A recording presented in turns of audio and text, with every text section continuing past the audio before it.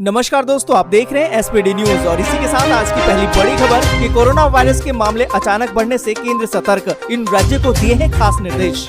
दोस्तों यहाँ पर आपको बता दें कि कोरोना के अचानक बढ़ते मामलों के मद्देनजर केंद्र ने गुरुवार को 8 राज्यों और केंद्र शासित प्रदेशों को पत्र लिखा है। केंद्र द्वारा लिखे गए पत्र में उन राज्यों को संबोधित किया गया है जहां कोविड और ओमिक्रॉन की संख्या में वृद्धि हो रही है। आपको बता दें कि हरियाणा, दिल्ली, गुजरात, झारखंड, कर्नाटक, पश्चिम बंगाल, तमिलनाडु और महाराष्ट्र के स्वास्थ्य सचिवों को पत्र लिखा गया है। केंद्रीय स्वास्थ्य सचिव राजेश भूषण ने इन राज्यों को अतिरिक्त उपाय करने और सख्त कदम उठाने को कहा है। जाहिर है कि देश में कोविड के मामलों में लगातार बढ़ोतरी हो रही है। इन राज्यों को टेस्टिंग बढ़ाने, अस्पताल स्तर की तैयारियों को मजबूत करने और टीकाकरण का दायरा बढ़ाने को कहा गया है। और इसी के साथ दोस्तों अगली बड़ी खबर कि बीते 24 घंटे में महाराष्ट्र में ओमिक्रॉन के 198 मामले, मुंबई में कोरोना के 3671 मामले सामने आए। दोस्तों यहाँ पर आपको बता दें कि मुंबई में बीते 24 घंटे में कोरोना के 3671 मामले सामने आए हैं। हालांकि इस दौरान किसी की मौत नहीं हुई है। मुंबई में अभी 4 एक्टिव कंटेनमेंट जोन है, जबकि 88 बिल्डिंग सील कर दी गई है। इससे पहले बुधवार को 2510 केस सामने आए थे। महाराष्ट्र में ओमिक्रॉन के गुरुवार को 198 केस सामने आए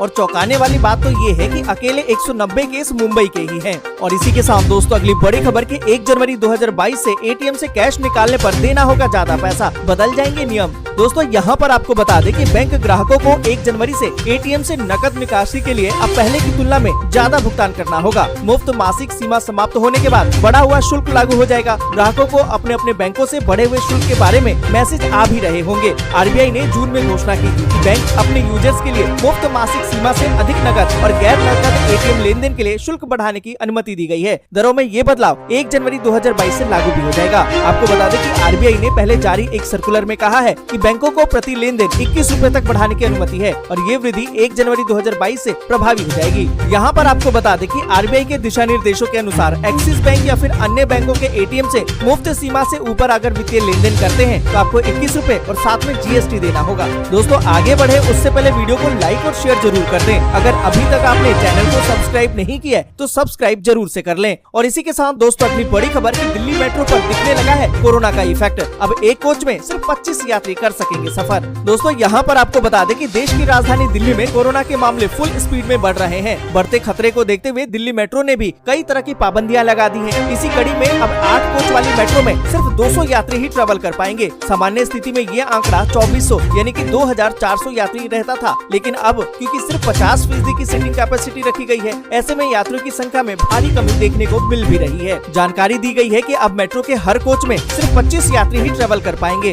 इसके अलावा खड़े होकर ट्रेवल करने की मंजूरी नहीं रहेगी। ऐसे में यात्रियों की संख्या में तो कमी आएगी ही, सोशल डिस्टेंसिंग का पालन करना भी आसान रहेगा। डीएमआरसी ने जोर देकर कहा है कि मेट्रो में सिर्फ तभी सफर किया जाए जब ऐसा करना जरूरी हो। कोरोना संकट के बीच मेट्रो सेवाओं का भी कम से कम इस्तेमाल करने की अपील की गई है। और इसी के साथ दोस्तों अगली बड़ी खबर कि कोविड-19 नियमों से परेशान लोगों ने डीटीसी बसों में जमकर की तोड़फोड़। दोस्तों यहाँ पर आपको बता दें कि एक तरफ जहाँ दिल्ली सरकार कोरोना को रोकने के लिए सख्त से सख्त नियम लगा रही है, वहीं राज्य में लोग कोविड नियमों से परेशान भी हो रहे हैं। इस बीच दिल्ली में लागू की गई पाबंदियों के तहत कुछ लोग बस में नहीं चढ़ पाए तो उन्होंने सुबह एमबी रोड को अवरुद्ध करके डीटीसी बसों में तोड़फोड़ की। आपको बता दें कि संक्रमण बढ़ने के बाद दिल्ली सरकार ने दिल्ली में येलो अलर्ट जारी किया है, जिसके तहत बसों में सीट क्षमता का 50% ही यात्री सफर कर सकेगा।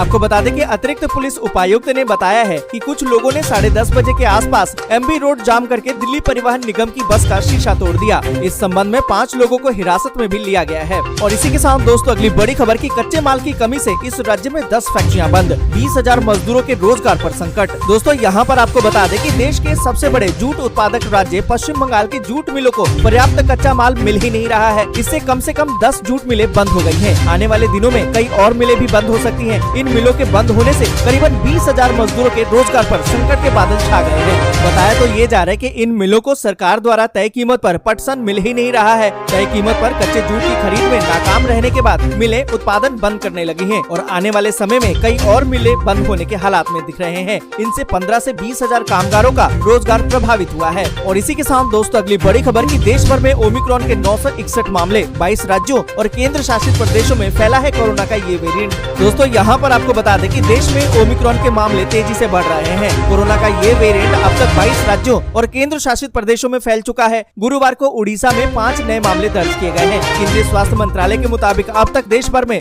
ओमिक्रॉन के 961 मामले मिल चुके हैं। स्वास्थ्य सचिव लव अग्रवाल ने भी बताया कि ओमिक्रॉन से संक्रमित 320 मरीज अब तक ठीक भी हो चुके हैं। बुधवार को इनकी चपेट में आने वाला पंजाब 23वां राज्य बना है। आपको बता दें कि केंद्रीय स्वास्थ्य मंत्रालय ने गुरुवार को बताया कि दिल्ली में ओमिक्रॉन के सबसे अधिक मामले 263 मामले सामने आए हैं और इसके बाद महाराष्ट्र में 252, गुजरात में 97, राजस्थान में 69, केरल में 65, तेलंगाना में 62 मामले सामने आ चुके हैं। और इसी के साथ दोस्तों अगली बड़ी खबर कि मुंबई में नए साल पर आतंकी हमला कर सकते हैं खालिस्तानी, हाई अलर्ट पर है पुलिस।